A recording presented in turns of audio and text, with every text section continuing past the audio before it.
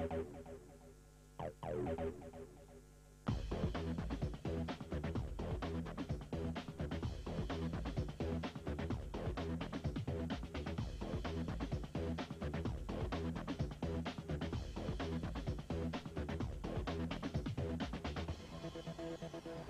to Brands Hatch and rounds 11 and 12 of the Volkswagen Racing Cup.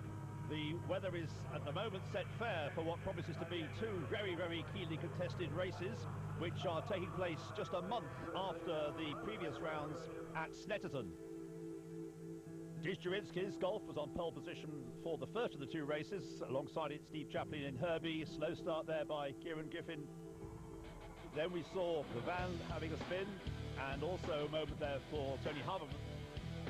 A drive-through penalty was imposed when he was leading on Paul Taylor's Golf R32, which cost him the lead and the win of that race, and the flag was taken by Peter Felix first. It was Herbie who came onto pole position for the second race on the reverse grid. Alongside him, Peter Winnie. There's the van about to have another moment to riches on the first lap. And then into the armco, I'm afraid, Peter Winnie and Dijkstrinski, the two cars quite heavily damaged at the front, bringing out the red flag. And on the restart, the Golf there of Tim Stalem lost it at Sear, the second corner on the restart. Griffin's Sirocco was clipped on the way through. That didn't bring out the red flag, it brought out the safety car. On the last corner, going through Russell, James Walker came into contact. The flag taken then for a win, which he wasn't able to achieve in the first race, by Paul Taylor with the four-wheel drive car from Peter Felix. So that meant that the championship points saw Steve Chaplin after Snetterton leading by 394 points to 344 of Paul Taylor, with Peter Felix third on 318 points. At Brands Hatch, we saw Aaron Mason putting his Golf onto pole position, with Herbie in the hands of Steve Chaplin, the championship leader, lining up alongside him. On the second row, we had Kieran Griffin in the immaculate once more Sirocco, and alongside him the returning champion of 2008 and 2009, Joe Fulgroup, with his Bora. Looking very, very smart indeed, that car on the second row. The last few cars then coming up towards the back of the grid. A 20-minute race in prospect, and all eyes in a moment will be on the gantry. Red lights on, and when they go out we'll be racing. The cars accelerating off the line up towards Paddock Hill Bend for the first time. And watch that red car, the four-wheel drive Paul Taylor Golf R32, coming through, passing quite a few cars from its poor grid position to make up places as they go through Paddock Hill Bend for the first time. It's Herbie then who has the lead in the van, as we saw at Snetterton, so it is again going wide through the gravel and collecting somebody else in passing as the cars go up towards and through Druid's hairpin, and the van may be able to rejoin, but certainly its chances of a decent result have gone. Riding then with Peter Winnie in the Seat Cupra, the Seat Leon Cupra, as the cars make their way through that mayhem at the first corner, precipitated, so it would seem, by the RAC van. Now then, the cars then coming through Paddock Hill Bend on another replay, and that's Martin Cully with the venerable Vento getting out of shape as well. So who went first and who was helped into an incident, we can discuss that at some considerable length, but I'm afraid it has caused damage to two or three cars, and Martin Cully is out of the race. There in the lead, far from out of the race, but leading through Surtees, because of course we're racing on the Grand Prix circuit this weekend, is the V6 Beetle. Out in front of the race, out in front in the championship also. In second place is Aaron Mason, in third place is James Walker, and he's being challenged very strongly by the Bora of Joe Fulgroup. Through Hawthorne then for the first time, and also making up another place there was Paul Taylor with the R32 Golf. And there we see Peter Latinga's Golf rolling backwards off the circuit. He was also involved in that first corner confusion, and Martin Cully, the roof of his Vento, you can see also. But now we've got the leaders once more coming up through Sheens. They'll head up towards the left-hander at Sterling's, headed by the Beetle. In second place there at Mason. In third place now the Bora. Up ahead James Walker. James Walker being challenged on the inside there by Paul Taylor as the cars come up to the completion of lap one. So we have the recovery going on of Martin Collins venerable Vento, which has suffered a fair bit of battering in its time, but very quick when it stays on the track. So coming through to the end of lap 1 then, the lead held by the V6 Beetle, being challenged on the outside line by Aaron Mason. Trying to get through the middle of them there is the borer of reigning champion Joe Fulbrook. He's not going to be the championship this year because this is his first outing of the season. Passed on the inside as they went into Penultimate Bend by James Walker. Paul Taylor holding a watching brief there in 5th place in that red Golf, which is also a former championship winning car.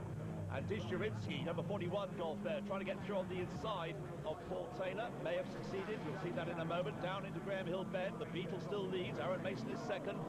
Joe Fulbrook in 3rd place, and it's worth bearing in mind Joe Fulbrook, because he hasn't been racing this season, carries no success ballast on his car, therefore it is running perhaps untypically light compared with how it was for the majority of last year and the year before that. So that should make it a very competitive proposition indeed, particularly since Joe and his team have been working hard to improve the performance of this car whilst he's been taking most of the season off. So watch that black and white borer. At the moment it's in 3rd place. Steve Chaplin continues to lead.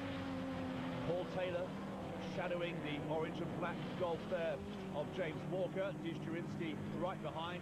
And then we've got Kieran Griffin in the Sirocco going very nicely. Now on the inside there, coming through as they come through Dingle Dell, and taking 2nd place is the car with number 1 on it, Joe Fulbrook in the borer, the only borer racing in the championship these days. And he's now got himself into 2nd place onto the tail of the Beetle. Steve Chaplin then in the car that is in the Herbie livery, as it has been for the last 2 or 3 years, and comes up towards the end of the lap. In 2nd place, Joe Fulbrook. Now in 3rd place is Aaron Mason. 4th is still just James Walker, but Paul Taylor takes about a moment around the outside, coming through Clark Curve and Clearways, and coming to the completion of the lap. He hasn't quite got through, so Paul Taylor still there in 5th place, and Dijurinsky's Golf are right behind. Through they go then, Hill Bend, and the order unchanged, but line astern formation as they come up towards Druids then for the 3rd time. And we have then on the outside Joe Fulbrook. That's a that's the high and wide line, but is he going to be able to succeed and take the lead? He has done. Tremendous bit of driving there by Joe Fulbrook, all the way around the outside of the Beetle, going through Druids, and he's got the lead as they go down through Graham Hill Bend. And Herbie seems to be rather put off by all that overtaking and losing the lead, and he's now got 2 other cars, in fact in particular Dijurinsky's shuffled his way through the pack, and he's now got himself through into equal 3rd place. The 2 Golfs running side by side there, the Mark 4 and the Mark 5 Golfs running together there. The Mark 5 car, the orange car in the hands of James Walker, the Mark 4 car in the hands of Dijurinsky, and they're still side by side, showing how this championship balances the relative performance of the various types of Volkswagen very, very effectively indeed. Falls down to the driver, Aaron Mason. Aaron Mason's shuffled back down the order rather, hasn't he? And he's now down into 6th place. But Joe Fulbrook, who has the lead, is beginning to ease away. Joe Fulbrook now in the borer, the turbocharged borer, pulling away from the V6 Beetle. And now again side by side, Dijurinsky on the inside of Paul Taylor. Paul Taylor tries to go around the outside as they go through Sheen Curve. They're still side by side as they head into Stirling. I think it's going to be the Golf that R32 that just holds the advantage as they come through that left-hander and head back towards Clearways and Clark Curve. Tremendous racing. Listen, if you thought that Joe Fulbrook was going to be able to make a break, that hasn't been the case. There, spinning off is Mike Curtin. So I'm afraid you have to say it, curtains for Curtin.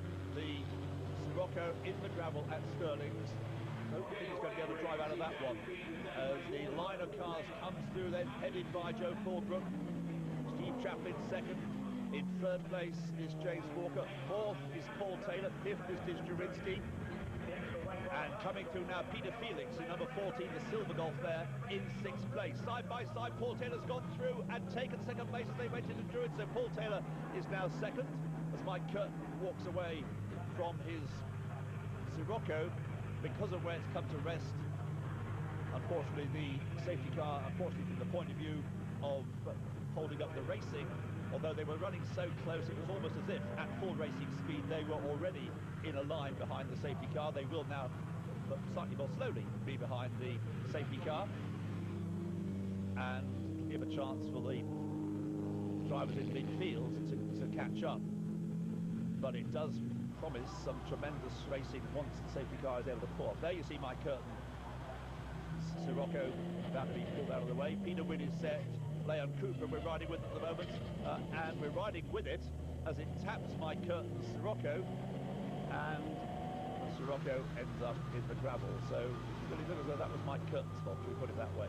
So as it's pulled out of the gravel at Stirling's, so the cars come through now with the lights out on the Seat safety car, and they can go racing again, but of course no overtaking until they get across the start and finish line, but they're all very, very close nonetheless, trying to get themselves into a potential passing position as they head into Paddock Hill Bend. Through they go then. Joe Fulbrook leads. Second is Paul Taylor with the red Golf R32, the four-wheel drive car, which carries a considerable weight penalty. Side by side there, looks like Peter Felix is gained a place on the expense of Steve Chaplin in Herbie. Certainly Herbie is wilting now. Paul Taylor, meanwhile, comes up on the inside of Joe Fulbrook. They're side by side as they come out of the Druids down Graham Hill into Graham Hill Bend. Joe Fulbrook just hangs on, but James Walker, who dives down on the inside and takes second place. James Walker gets second place away from Paul Taylor's four-wheel drive. Is pretty effective on the grass. A little bit of a nudge there as James sticks his elbows out, but still hangs on to second place. Paul Taylor goes the other side now to try and get through. Disjurinsky on three wheels goes through 30s to try and join in the fun as well. And Peter Felix is there too. Tremendous racing this on the restart lap after the safety car. So Joe Fulbrook leads. Second is James Walker now. Paul Taylor is third. Peter Felix before equal fifth are Steve Chaplin and Disjurinsky. So as they make their way through Hawthorne up towards Westfield. Here we have the second half of the field. It's a father and son situation with son Paul Winnie ahead of Peter Winnie, his dad in the yellow Seat, and riding with Peter Winnie. Is he going to have a go to pass Paul as vigorously as he tried to pass Mike Curtin earlier on? There is the van, suffered a little bit of damage after its first corner adventures, heading into Westfield now. And the winners are side by side. In fact, they go through Dingledale, heading up towards Stirling's. And as they do that, we'll just take a short break and back with the action in the second part of this race in a few minutes' time. Volkswagen Caddy, because it's tough out there. Volkswagen Caddy, because it's tough out there. Welcome back to the Volkswagen Racing Cup at Brands Hatch. It's been a tremendously spectacular race so far, and you can see from the way, even though we're nearly halfway through, the field is still bunched up. What a great battle we have here with the return of the 2008 and 2009 champion Joe Fulbrook with his Bora, his turbocharged Bora, out in front, but only just. Pursued by James Walker, then Paul Taylor with the four-wheel drive Golf R32. Then we have Peter Felix, followed by Disjurinsky, the Mark IV Golf. Then the championship-leading Beetle liveried car of Steve Chaplin through Westfield, then into Dingledale. Perhaps they're giving you a little bit more spaced out now in the latter stages of the race. Peter Felix with wins at Stetson now to his credit. And sitting in fourth place. Can he improve on that? He's still in with a chance of the championship, as is Paul Taylor. The car of Paul Taylor directly ahead of Peter Felix. Disjurinsky it is who follows through. Then we've got Steve Chaplin. There's number 14, Peter Felix, with his Mark V Golf. Racing instructor, jovial character Peter Felix, and had a very good weekend at Stetson. Comes from Derby. In the lead is the Bora. There is Paul Taylor, former champion, with this car, although this car, because of its potential, is quite heavily weighed down with ballast, not just success ballast, but hasn't had that much overall success this year. Paul Taylor, he's always been there or thereabouts, remains very much in contention for the championship. Here we have the Midfield Group, headed by Peter Winnie now in the Seat. There is the van, still going strong, hopping its way through Paddock Hill Bend, with their Paul Winnie now behind his dad in the number 6 Golf. And I'm afraid I spoke too soon as far as the van's concerned, because it's understeered off into the gravel, and I think it's safe to say that that car is very definitely now, or should I say van, Sam Elliott's van, is very definitely out of the race. Just missed his braking point, left it a little bit too late. Full opposite lock, didn't prevent him going into the gravel. Fortunately, nobody else was involved.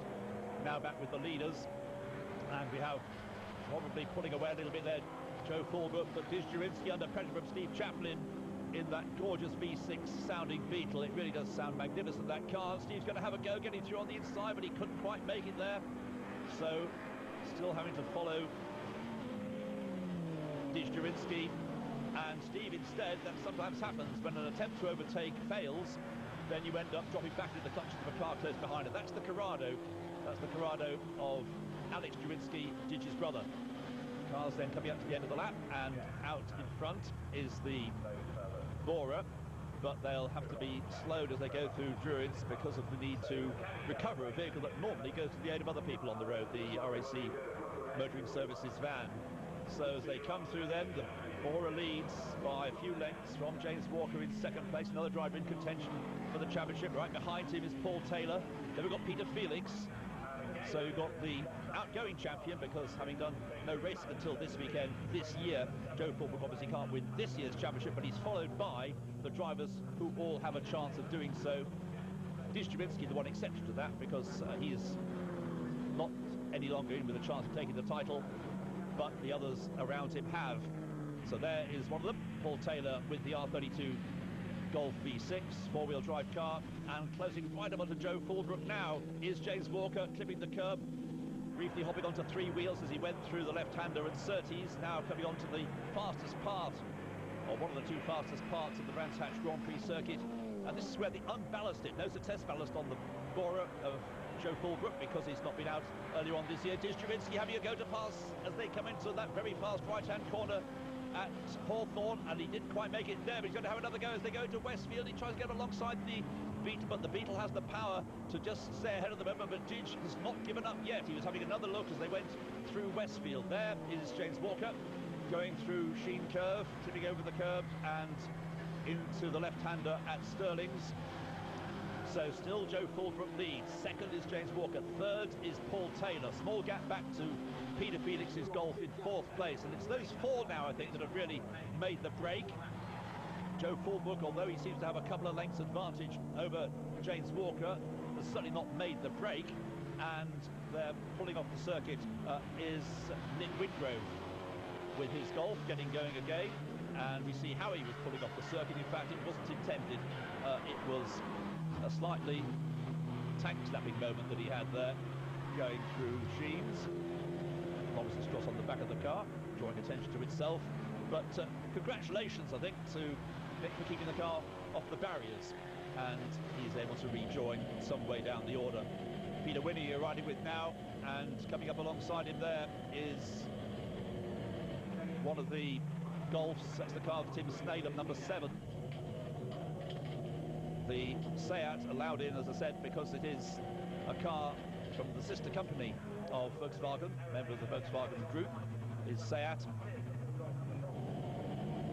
And Peter Winnie used to race a van in the championship for several years now, but was elected this year, as befits perhaps the director of Seat UK, has decided to mix it with the Volkswagens with a Seat. And there we have Joe Fulbrook then coming up towards the end of a lap with the order much the same at the front, the gaps much the same. The Bora of Joe Fulbrook then leading James Walker, followed by the, there it is, the red Golf R32 of Paul Taylor, and the checkered flag for Joe Fulbrook. On his return to the championship, he wins. Great result for him. Here we've got a good battle going on lower down the order, and we've got Martin Walsh in the middle of that. The two winners running side by side there, Tim Snalem and Paul Winnie. Up behind Martin Walsh is Martin going to be able to hang on in front in the number 92 car. I think he just about is going to be able to do so. Paul Winnie in the Seat comes up behind him, and he in turn being challenged by Tim Snalem. And as they take the flag, it is just a loss across the line. Martin Walsh finishing in 8th place, Peter Winnie in 9th place, Tim Snalem in 10th place, and there is the winner. Joe Fulbrook, James Walker 2nd, Paul Taylor 3rd. For Peter Felix, Dijkowski and Steve Chaplin. Tremendous result today. The car felt really, really good. We're still developing it. It's kind of a new suspension setup for us and all the rest of it. So, but Russell RP Motors, it's the one for the boys really, because you know we shouldn't really be winning the races. The car's not really tested yet. We're not up to speed totally yet, but it's looking good for a return to the championship if we can secure the budget to come back next year. Good second place, good for the championship, and a thoroughly enjoyable race. Nice to see Joe back. back in the front as he always was last year. Good to have a race with him because he's a clean driver, smooth, fast, nice to follow, and yeah, I enjoyed that. Car's absolutely flying. We started 13th on the grid. We had a poor choice for qualifying. Some new tyres on the car, and the car's really on the money today. So there we have the first three. Joe Fulbrick in the middle. To his left was James Walker, to his right Paul Taylor. I'm afraid the weather took a very much a turn for the worse in the afternoon, with the Volkswagens coming out towards the end of the day, by which time it had been raining pretty solidly. And with the reverse grid, it's Herbie from 6th place in the earlier race takes pole position for this one, but of course four-wheel drive really pays dividends in these sort of conditions, and Paul Taylor rockets through and leads the pack as it goes through Paddock Hill Bend for the first time. Everybody tiptoeing through the corner in these very, very treacherous conditions, which couldn't really be more different from how it was for the first race in the morning. So Paul Taylor then makes his way through Druids, and some drivers being pretty circumspect there. Obviously everybody on full wet shredded tyres. I'm afraid Zoe Wenham, the 16-year-old who's only recently joined the series with her Polo, and we're getting before and after. We had the after first, now we get the before, and that's how she came to rest with the front wheels in the gravel.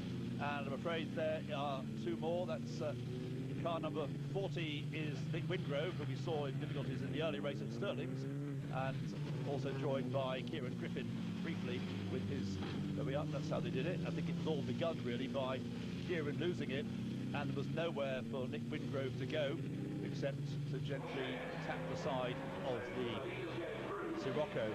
So at the end of the lap, Paul Taylor led from Joe Fulbrick. Joe Fulbrick in the Explorer, the champion of the last 2 years. Now, was that contact? But certainly Paul Taylor has had to visit the gravel, but again, four-wheel drive pays dividends once more and enables him to drive through the gravel, and the gravel now somewhat compacted by all the rain.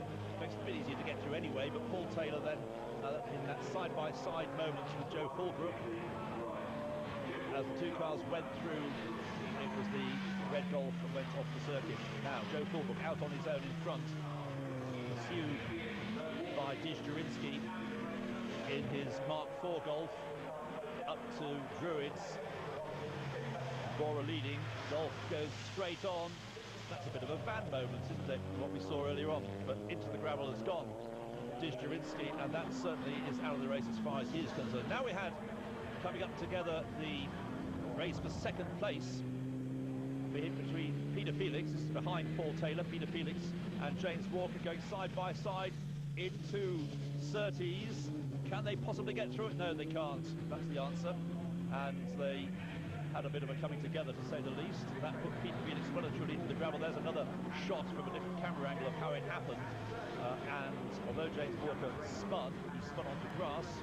And there we have Joe Fulbrick taking his checkered flag for the second time today. A win, but in very, very different conditions for Joe Fulbrick. Confirmation that he wins from 19-year-old Dominic Pett in his first weekend of Volkswagen racing, with Alex Jurinsky in third place. Fantastic weekend. Didn't start off brilliant, but ended pretty well. It's probably one of the best drives I've ever had, actually, although it was a little bit hairy. But yeah, it was pretty good. So it's 2 6th places. The Steve Chaplin lead the championship by 460 points to the 404 Paul Taylor, who's lost some as a result of a technical infringement at Snetterton. They'll be racing the final 2 races at Donington Park. We hope to see you then in a few weeks' time.